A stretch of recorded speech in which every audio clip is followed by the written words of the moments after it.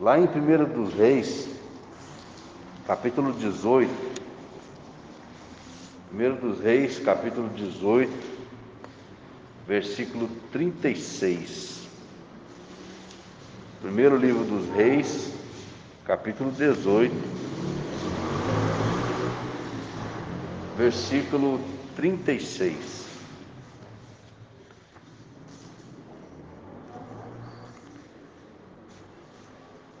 36 ao 40. Mesmo assentados, farei essa leitura. No devido tempo, para se apresentar a oferta de manjares, aproximou-se o profeta Elias e disse: Ó Senhor, Deus de Abraão, de Isaque, de Israel, fique hoje sabido que tu és Deus em Israel, e que eu sou o teu servo, e que segundo a tua palavra fiz todas estas coisas. Responde-me, Senhor, responde-me, para que este povo saiba que tu, Senhor, és Deus, e que a ti fizeste retroceder o coração deles. Então caiu fogo do céu, consumiu o holocausto, a lenha e as pedras e a terra, e ainda lambeu a água que estava no rego. O que vendo todo o povo, caiu com o rosto em terra e disse: O Senhor é Deus, o Senhor é Deus. Disse-lhes Elias: Lançai mão dos profetas de Baal, e que nenhum deles escape. Lançaram mão deles, e Elias os fez descer ao ribeiro de Quislom, e ali os matou. Hoje eu quero falar rapidamente sobre a oração que produz a vitória. A gente vê muitas pessoas falar em cura, libertação, oração poderosa, oração de vitória, mas às vezes não passa de um movimento, de algo sem fé, sem espiritualidade, de orações que não serão respondidas. Quando nós analisamos aqui, o que Elias estava passando? Depois de 3 anos e meio sem chover, ele então volta e ele vai confrontar o povo. E ele fala: olha, montem aí o seu altar e eu vou montar o meu. Só que eu não vou pôr fogo no meu altar, nem vocês no de vocês. Vocês vão clamar ao seu Deus, que é Baal, e eu vou orar a Deus. E aí ele manda que fosse cavado em volta um rego e fosse jogado muita água. E aquele povo passa o dia inteiro clamando a Baal e nada. E aí, quando chega a vez de Elias, a gente vai ver uma das orações mais curtas da palavra de Deus e que foi respondida. Então a oração, ela tem que ter uma legitimidade para que ela possa ser respondida. E nós vamos analisar um pouco a oração de Elias e como ele consegue a vitória ali naquela situação. Era uma oração concreta, ou seja, não tinha nada de abstrato, não tinha nada de ilusório, não tinha palavras mágicas, não tinha movimento, não tinha aquilo que a gente vê muitas vezes. Era uma oração concreta, tinha um objetivo palpável. E Elias então ora. Aquela oração dele era uma oração clara. O próprio Senhor Jesus disse que quando orares, não useis de vãs repetições, pensando que pelo muito falar vocês serão ouvidos. Então a oração, ela não precisa ser longa, ela não precisa ser difícil, ela precisa ser clara, ela precisa informar a Deus aquilo que você quer. Esse é o objetivo da oração, é transferir. É claro que Deus já sabe, mas Ele se alegra com a súplica do justo. Então ela precisa ser clara, ela era centralizada no alvo. Qual que era o alvo de Elias? O alvo de Elias era provar que Deus é Deus e é o único Deus. Então, quando Elias ora, essa oração aqui praticamente ela já estava ganha, porque Elias tinha uma coerência tão grande com aquela oração dele, que ele tinha certeza que ele seria respondido. Nem todas as vezes nós vamos ter certeza das nossas orações serem respondidas, mas nós temos que desenvolver, que trabalhar para que as chances estejam sobre nós, para que Deus ele realmente veja uma justificativa em nós para responder. O próprio Tiago fala: pedis e pedi e não recebeis, porque pedis mal, para esbanjares nos vossos próprios prazeres. Então Elias aqui ele vai fazer uma oração curta, uma oração concreta, uma oração que tinha realmente uma clareza, ela era centralizada no alvo e ela contava com a presença de Deus. Elias contava certeza que Deus estava presente naquele evento. É como que nós podemos imaginar hoje poder contar certeza da presença de Deus quando nós oramos? Deus não está em todos os lugares? Está. Então, qualquer lugar que orar, Deus vai estar. Só que a Bíblia fala que as nossas iniquidades fazem separação entre nós e nosso Deus, de maneira que Ele não vai nos ouvir, no sentido de nos entregar aquilo que nós queremos. Então, ter a presença de Deus na oração é o que? É estar com a vida que justifique Deus me conceder aquilo que eu estou pedindo. É estar com a vida limpa, é estar com a vida em dias com Deus.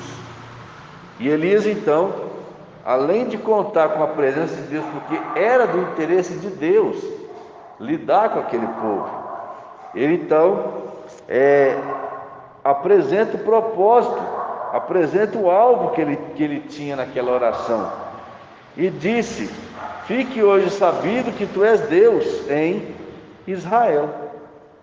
Então o propósito de Elias era muito nobre, era para glorificar o nome de Deus. Lá em Salmo 37 fala: agrada-te do Senhor e Ele satisfará o desejo do teu coração. Então até as nossas orações, até os nossos pedidos, eles precisam glorificar o nome do nosso Deus. Era uma oração que tinha a motivação correta. Quais as motivações das nossas orações? Elas são corretas? Elas são legítimas? Elas são honrosas? A oração de Elias, ela tinha uma motivação correta. Em primeiro lugar, Elias orou para que Deus fosse honrado. Olha o que ele fala na oração dele: fique hoje sabido que tu és Deus em Israel. Essa oração aqui é até uma judiação para os profetas de Baal, porque é claro que Deus ia responder, porque Deus mesmo havia mandado Elias fechar os céus, e agora ele manda que Elias vá lá e confronte aquelas pessoas. Então a gente percebe aqui que quando Elias ele entrega essa oração a Deus, além dele estar com a vida preparada, porque Deus está presente ali, ele também está em obediência a Deus. Ele está dentro de uma missão que Deus colocou para ele. Ele está no centro da vontade de Deus no que se diz respeito à missão da vida dele. Então não basta apenas estar com a vida limpa, organizada. Você e eu temos que estar o quê? Cumprindo a nossa missão, dentro do propósito de Deus para as nossas vidas. Sair do propósito de Deus é pedir para que Deus então se afaste de nos responder, que não nos entregue aquilo que nós estamos pedindo. E quais foram os pedidos de Elias? Primeiro, para que os inimigos fossem envergonhados. Envergonhados eles já estavam. Quem envergonhou eles? Foi o Baal. E quem é o Baal? É alguma entidade espiritual de Satanás que se passa por ele. É algum demônio, algum anjo caído que tem a representatividade. Então aquele ser espiritual que se identificava com o Baal deixou aquelas pessoas na mão. Ele tinha poder de fazer fogo do céu descer, aquele ser espiritual? Provavelmente sim. Nem que fosse ir lá no lugar pegar fogo e trazer. Então por que ele não fez? É claro, porque Deus não permitiu. Porque senão eles poderiam. É fácil, lá em Jó, desceu o fogo do céu também, consumiu as pessoas. Mas aqui não. Por quê? Porque Deus é quem governa até o mal. Então Elias, ele estava aqui não só vivendo um tempo em que ele estava mostrando para aquelas pessoas que eles estavam errados, como ele estava gozando da proteção de Deus até no mundo espiritual. Todos os demônios, todo mundo que quis ir lá naquele altar colocar fogo, foi impedido. E Deus falou: nenhum de vocês vai fazer, porque eu sou Deus. E se houvesse alguém maior que Deus, o próprio Satanás não poderia ir lá e tocar fogo naquele altar? Poderia. Mas o próprio Satanás está submisso à vontade de Deus. Então por isso que Elias estava com aquela confiança tão grande, porque ele sabia de tudo isso. Poderia ter milhões ou bilhões de demônios ali, mas Elias sabia que eles não poderiam, porque Deus estava ali para ser honrado. Isso nos mostra que às vezes a situação pode estar totalmente contrária a nós. Só tinha Elias. E aí ele se vê contra o rei, contra o povo e contra o reino das trevas. Mas a ousadia dele não baixou, porque ele estava com Deus ao seu lado. E a segunda motivação dele era para que o povo se convertesse, porque o povo, vendo aquele sinal, a expectativa de Elias era que houvesse uma conversão em massa da sua nação. A oração de Elias estava embasada na absoluta certeza de ser atendido. Elias orava com convicção de estar dentro da vontade de Deus. Ele orava para o cumprimento da obra que Deus havia anunciado. Elias orava pela restauração da nação. E aí que nós podemos nos perguntar, quando nós oramos, nós usamos esses propósitos para que possamos orar? E quais foram os resultados da oração de Elias? O fogo do Senhor caiu, confirmando o seu poder e presença. Imagina a cara daqueles profetas de Baal. Só de Baal, se eu não me engano, eram 400 que foram mortos. Só aqueles 400 profetas, onde eles queriam colocar a cara? Porque eles passaram o dia todo se sacrificando, orando, gritando, retalhando o seu corpo, e não caiu uma faísca. E Elias ora 3, 4 frases, e ali Deus dá um fogo tão poderoso que não sobra nada. Aí ele diz ali, caiu fogo, versículo 38, caiu fogo do céu, consumiu o holocausto, o animal que estava lá, a lenha, queimou as pedras, a terra, e ainda lambeu a água. Ficou só o buraco, aquele fogo tão potente que caiu. Aquilo ali serviu para envergonhar. A Bíblia fala que Jesus triunfou na cruz dos seus inimigos, os expôs à ignomínia, ou seja, a difamação do próprio caráter daqueles seres. Através da oração de Elias, o povo cego reconheceu o Senhor. Aquele povo, vendo aquele evento, o que eles disseram?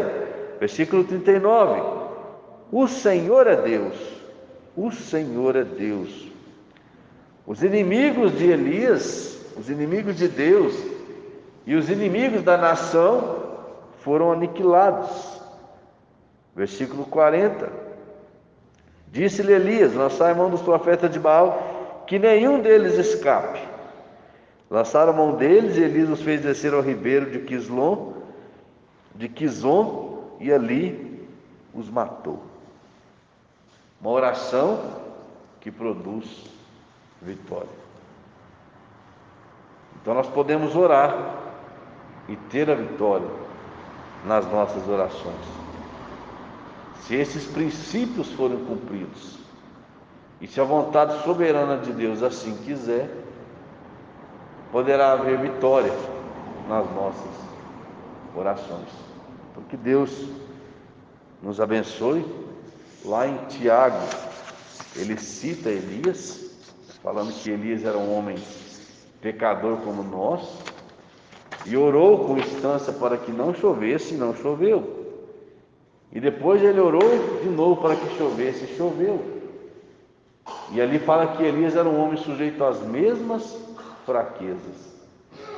Então o poder não está em Elias, o poder está em Deus.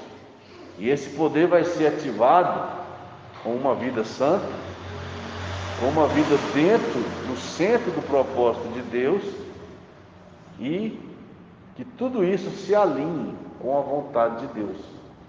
Porque pode acontecer de você ter uma vida santa, estar dentro da vontade de Deus, e o seu desejo não se alinhar com o propósito de Deus, e ele vai dizer não.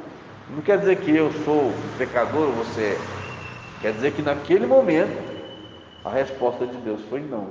E nós não podemos desanimar, porque se a Bíblia diz em tudo dai graças, porque essa é a vontade de Deus, e Deus tem um propósito maior, Ele também sabe de todas as coisas. Então nós precisamos ter fé quando a nossa oração é respondida e quando ela não é respondida, ou quando ela é respondida de maneira negativa. E ter a mesma ousadia, ter a mesma vontade de servir a Deus, e não ficar bicudo com Deus, não achar que Deus é mau, como eu já vi muitas pessoas falando, Deus é mau.